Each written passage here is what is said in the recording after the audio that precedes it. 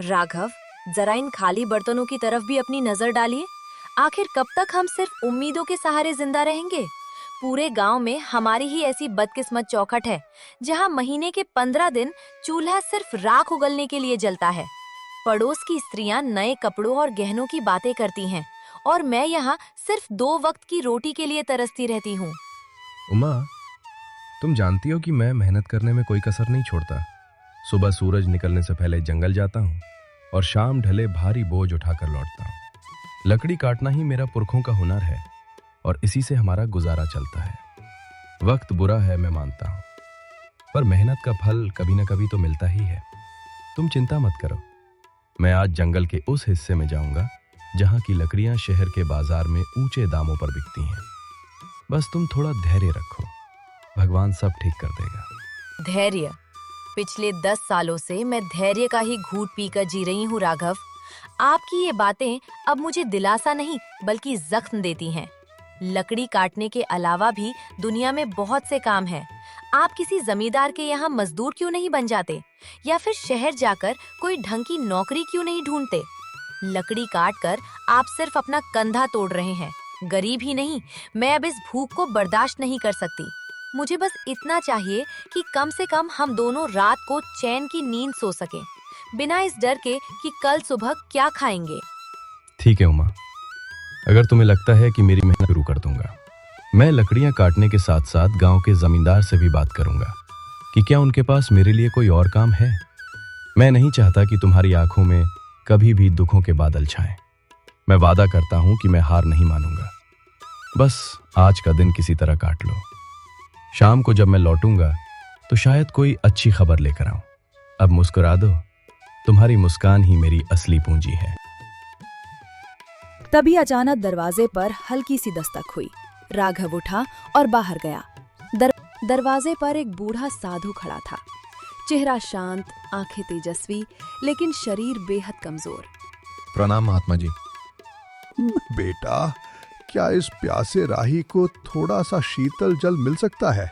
मैं मीलों का सफर तय करके आ रहा हूँ और अब मेरी देह मेरा साथ नहीं दे रही। कंठ सूख गया है और पैरों में छाले पड़ गए हैं।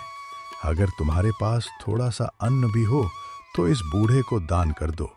मुझे किसी राजसी भोग की इच्छा नहीं है, बस एक निवाला मिल जाए ताकि मैं अपनी यात्रा जारी रख सकूं। आपका मेरे द्वार पर आना मेरा सौभाग्य है, लेकिन मैं आपको किस मुंह से बताऊं कि मेरे पास आपको खिलाने के लिए एक दाना भी नहीं है। हम खुद पिछले कल से भूखे हैं। मेरी कुटिया में केवल खाली बर्तन और गरीबी का डेरा है। लेकिन हाँ, मैं आपको प्यासा नहीं जाने दूंगा। मैं अभी अंदर से ठंडा जल लेकर आता हूं। भोजन न दे पाने का मुझे बहुत दुख है, कृपया मुझे क्षमा कर दीजिएगा। ईश्वर तुम्हारी सेवा को स्वीकार करेगा और तुम्हारे घर के भंडार हमेशा भरे रहेंगे। पुत्र, दुखी मत हो।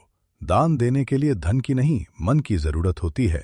तुम्हारी आंखों में जो करुणा है वह किसी भी 56 भोग से कहीं अधिक तृप्ति देने वाली है। तुम जल ले आओ, वही मेरे लिए अमृत के समान होगा। इंसान की असलियत उसके अभाव में ही पता चलती है, और तुमने अभाव में होकर भी अतिथि सत्कार का धर्म निभाया है।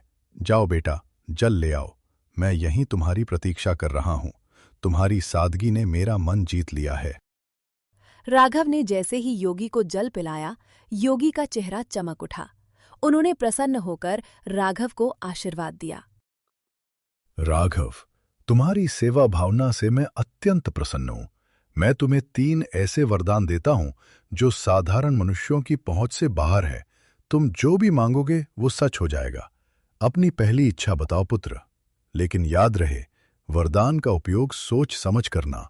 धन, वैभव, आयु या शक्ति, तुम कुछ भी मांग सकते हो। बोलो, तुम्हारी पहली अभिलाषा क्या है? महात्मा जी, आपने मुझे बड़ी परीक्षा में डाल दिया। वैसे तो मुझे बहुत कुछ चाहिए, पर मैं अपनी बुद्धि का प्रयोग करना चाहता हूं। मेरा पहला वरदान यह है कि मेरी ये कुल्हाड़ी, जिसे मैं अपनी जान से ज्यादा चाहता हूं, जो भी इसे हाथ लगाए वो मेरी आज्ञा के बिना इसे छोड़ ना पाए, और अगर वो इसे चलाना शुरू करें तो जब तक मैं रुकने को ना कहूं वो रुक ना सके। क्या आप मुझे ऐसा विचित्र वरदान दे सकते हैं? मुझे लगता है कि ये मेरे बहुत काम आएगी। अजीब मांग है, पर वचन के अनुसार तथास्तु। तुम्हारी कुल्हाड़ी अब तुम्हारी आज्ञा की गुलाम है। अब बिना समय गवाए अपनी दूसरी इच्छा प्रकट करो। याद रखना, तुम्हारे पास केवल 2 और मौके बचे हैं। क्या तुम्हें सोने की खदानें चाहिए या फिर कोई ऐसा महल जो बादलों को छूता हो? संसार की हर सुख सुविधा तुम्हारे कदमों में हो सकती है। बस एक बार अपने मन की बात महाराज, कहो दूसरी और इच्छा के लिए चमत्कार मैं इस देखो। पुरानी लकड़ी की कुर्सी को चुनता हूँ। मैं चाहता हूँ कि जो कोई भी इस कुर्सी पर एक बार बैठ जाए वो मेरी अनुमति के बिना यहां से हिल तक ना सके। वो इस कुर्सी से ऐसा चिपक जाए जैसे पत्थर पर लकीर। चाहे कोई कितना भी बलवान क्यों ना हो, मेरी मर्जी के बिना उसका उठना नामुमकिन हो जाए। बस यही मेरी दूसरी विनती है।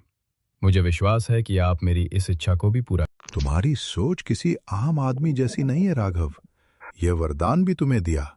अब आखिरी और तीसरी इच्छा की बारी है। सोच लो, क्या तुम अपनी गरीबी हमेशा के लिए खत्म नहीं करना चाहोगे? क्या तुम्हें अपने लिए लंबी आयु यानी रोगी काया नहीं चाहिए? ये अंतिम अवसर है। इसके बाद मैं अदृश्य हो जाऊंगा और फिर कभी नहीं मिलूंगा।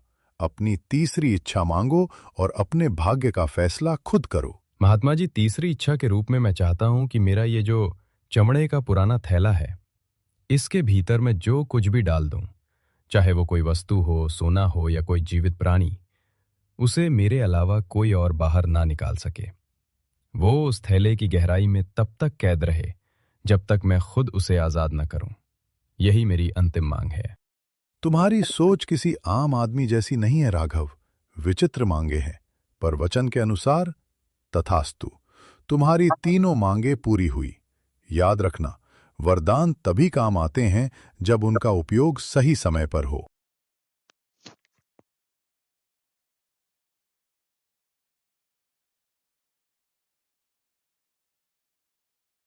साधु बाबा के जाते ही उमा, जो अब तक चुपचाप सब सुन रही थी, ज्वालामुखी की तरह फट पड़ी। वाह राघव, क्या गजब की बुद्धिमानी दिखाई है आपने। साक्षात देवता आपके द्वार पर आकर कह रहे थे कि धन मांग लो, सुख मांग लो, पर आपने क्या मांगा? कुल्हड़ी, कुर्सी और थैला। क्या इन बेजान चीजों से मेरा पेट भरेगा? क्या इन वरदानों से हमारे सिर की छत पक्की हो जाएगी? मैं यहाँ दाने दाने को तरस रही हूँ और आपने फालतू वरदान मांग लिया। आज आपने साबित कर दिया कि आप कभी तरक्की नहीं कर सकते। काश वो वरदान मुझे मांगने का मौका मिलता, तो आज मैं इस झोपड़ी को महल बना देती। तुम जो देख रही हो वो केवल साधारण चीजें हैं, पर मैं जो देख रहा हूं वो एक सुरक्षा कवच है। कभी कभी सीधे तरीके से मांगा हुआ धन टिकता नहीं है, पर बुद्धि से बनाई गई संपत्ति सदा साथ रहती है। तुम मुझ पर भरोसा रखो। ये 3 वरदान हमें वो सब कुछ दिलाएंगे जो तुम चाहती हो। मैंने जो मांगा है उसके पीछे गहरा रहस्य है, जो वक्त आने पर तुम्हें समझ आ जाएगा। फिलहाल शांत हो जाओ, क्योंकि आने वाला समय बहुत बड़ी चुनौतियां लेकर आने वाला है।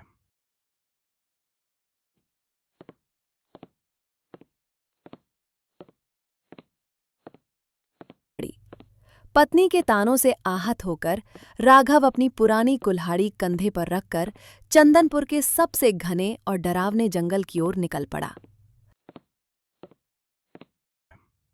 हे भगवान, क्या मेरी किस्मत में हमेशा ठोकरें खाना ही लिखा है? उमा सही कह रही थी। अगर मैं उस महात्मा से सोने की मोहरें मांग लेता तो कम से कम आज मुझे इस तरह भटकना तो नहीं पड़ता। पेट में अन्न का दाना ही नहीं, जंगल में भी अब सूखी लकड़ियां मिलना मुश्किल हो गया है। ऐसा लगता है जैसे ये पेड़ भी मेरी गरीबी का मजाक उड़ा रहे हैं। समझ नहीं आता कि मैं घर वापस किस मुंह से जाऊंगा। वहां तो सिर्फ खाली बर्तन और पत्नी की शिकायतें मेरा इंतजार कर रही हैं।